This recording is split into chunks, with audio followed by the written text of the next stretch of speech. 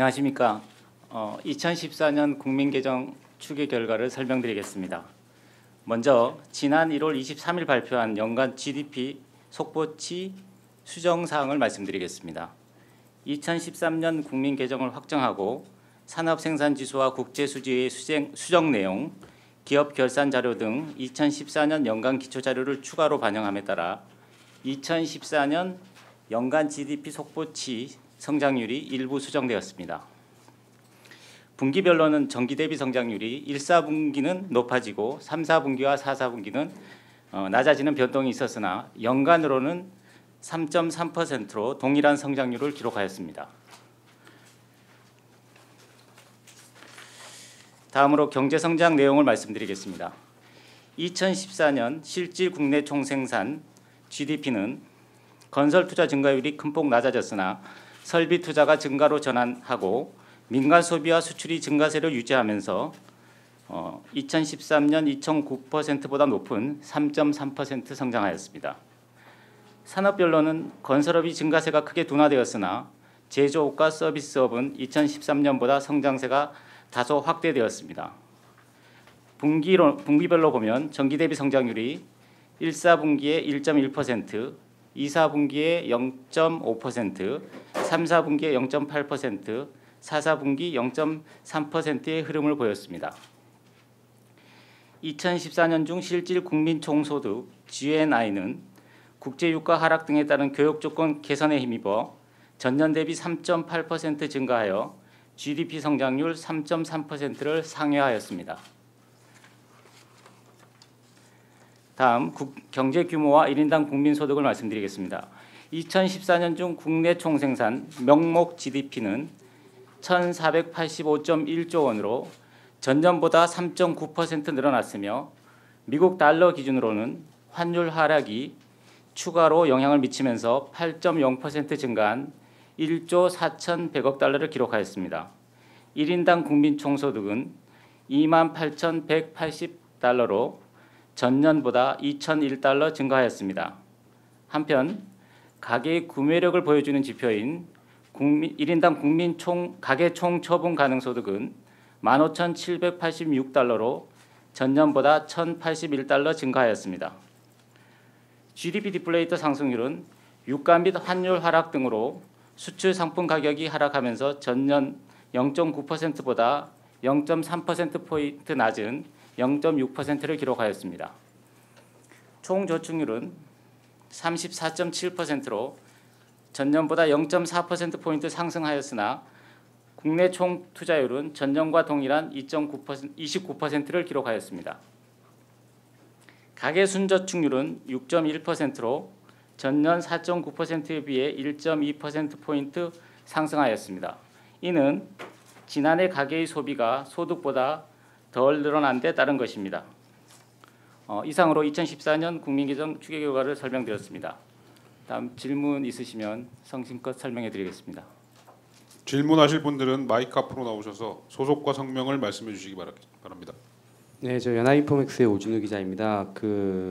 작년 4분기 성장률이 0.1%포인트 하향 조정됐는데요. 이게 올해 성장률에 미치는 영향을 좀 설명을 한번 해주시기를 부탁드립니다. 지난번에 4분기 성장률이 굉장히 안 좋아서 올해 연간 전망치를 대폭 내렸다라고 설명을 했는데요. 이게 더 안 좋아지면 어느 정도 영향을 미치게 되는지 좀 설명 부탁드립니다. 예, 작년 4분기 성장률이 낮아지면서 올해 성장률이 낮아진다는 설명을 지난번에 드린 것으로 알고 있습니다. 그것은 이제 4분기 성장률이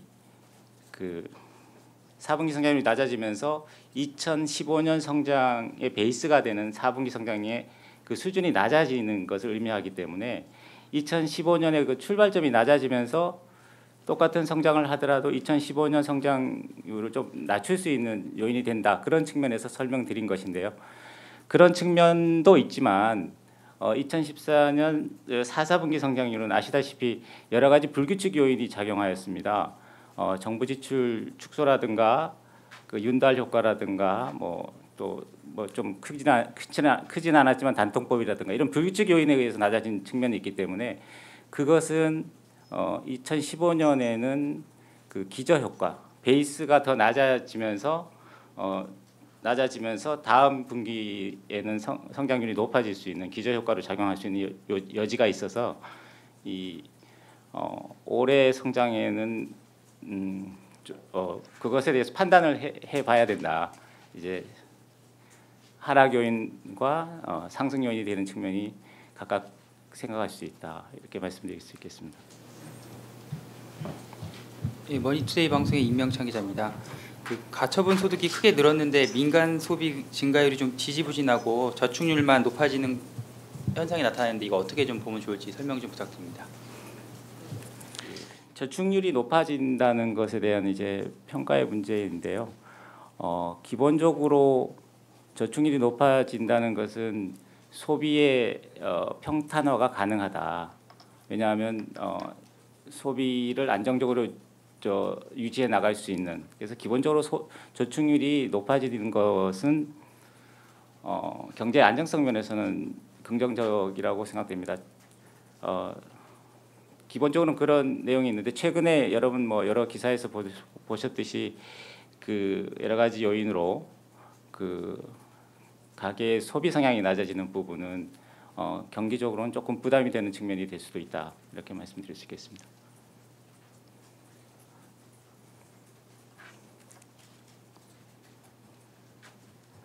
예, 저 연합뉴스 박초롱입니다. 아까 첫 번째 질문에 답변해 주신 게 좀 헷갈리는 측면이 있어서 다시 여쭤보려고요.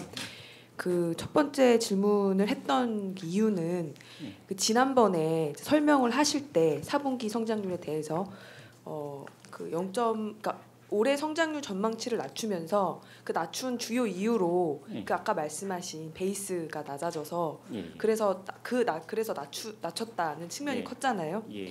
근데 방금 답변하신 거에 약간 상치되는 측면이 있는 게요. 그렇게 해서 베이스는 낮아지는데 기저효과 말씀을 하셨어요.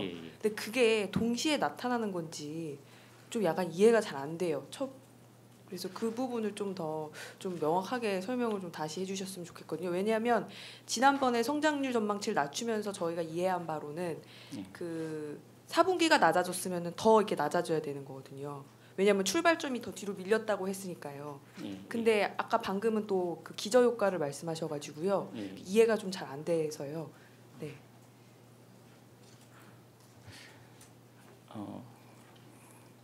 그게 이제 사실 개념적으로 명확하게 구분될 수 있는 그런 것은 아닙니다. 그런 것은 아닌데 설명드리기 조금 쉽지는 않은데 그게 기본적으로 출발점이 낮기 때문에 똑같이 성장해도 성장하는 양은 줄어들 수 있는 측면, 그런 것을 보통 뭐 2월 효과라고 표현하는데 그 부분이 좀 더 크게 보면, 그러니까 저희가 지금 그 부분에 기본적으로 제가 말씀드린 건 저희는 실적치를 작성하는 경제통계국이기 때문에 전망에 대해서 어떤 방향을 얘기하는 건 아닙니다. 다만 제가 말씀드리고자 하는 것은 그 숫자가 의미하는 바가 뭐다. 낮아졌기 때문에 그 부분이 같이 성장하더라도 그 성장률 올해 성장이 낮아질 수 있다. 그것은 전망하는 부서에서 그것을 올해 경제를 판단한 것이거든요. 그러니까 4분기 숫자가 올해 성장률을 결정하는 건 아니고 그것이 그 올해 성장과의 관계를 전망 쪽에서 보면 판단하는 것인데, 그러니까 제가 2014년 숫자에 대해서 조금 더 말씀드리는 부분은 뭐냐면 그 부분은 4분기 쪽에 불규칙 요인이 많이 들어가 있다면 그 안에 그것이 얼마나 들어가 있느냐에 따른 문제거든요.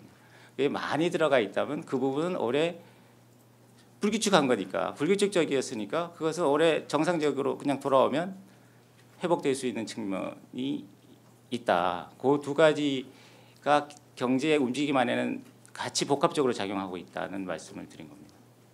그게 어느 것이 크냐는 것은 이제 전망하는 부서에서 판단을 하시면서 전망을 하실 거라고 생각합니다. 김영대 부장이 이제 설명드린 것은 속보치하고 잠정치의 차이에 대한 효과를 말씀드린 것이지, 저희들이 속보치 그 발표했을 때 속보치가 전망치보다 낮게 나온 것까지 포함해서 설명드린 것은 아니었습니다. 저희들이 그 설명드리려는 것은 그 지난번에 발표했던 그 속보치하고 이번에 나온 그 잠정치 사이에 3, 4분기하고 4, 4분기에 이제 0.1% 포인트씩 이제 낮아졌는데, 그게 올해 성장에 어떻게 영향을 미칠 것인가에 대해서는 저희들로서는 그걸 이제 확실하게 현재로서는 가늠하기 어렵다라는 취지의 설명이었고요. 그게 전망치하고 비교해서 낮아진 거를 봤을 때는 어떤 영향을 미칠 것이냐는 이제 저희들이 그것까지는 설명드릴 입장이 아니고 그거는 전망을 하는 조사국이나 이런 데서 나중에 또 분석을 해서 여러분들께 설명을 드릴 것으로 이렇게 생각을 합니다. 그래서 그런 취지의 말씀이었다고 이해를 해주시기 바랍니다.